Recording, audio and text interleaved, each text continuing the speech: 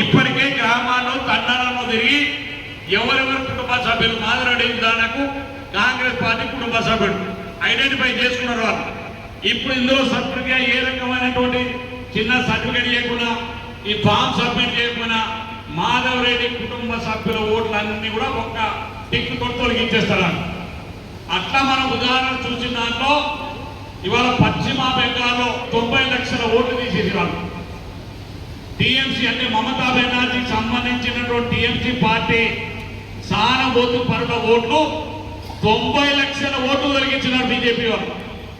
ఆ 90 లక్షల ఓట్లు తొలగించినందుకే ఇలా 30,000 ఓట్లతోటి ఇవాళ ఆ రాష్ట్రంలో మమతా బెనర్జీ పార్టీ ప్రభుత్వం అధికారంలోకి రాకుండా పోయినది.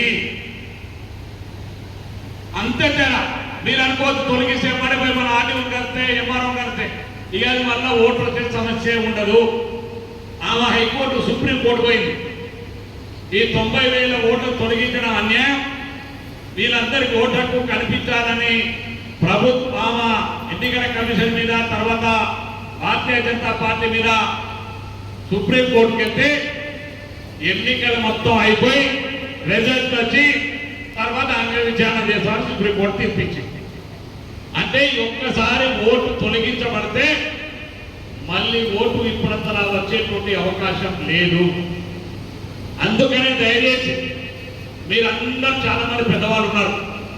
ఇవాళ యువకులు చదువుకున్నటువంటి వాళ్ళను ఇది ఎందుకంటే సబ్జెక్టు కొంత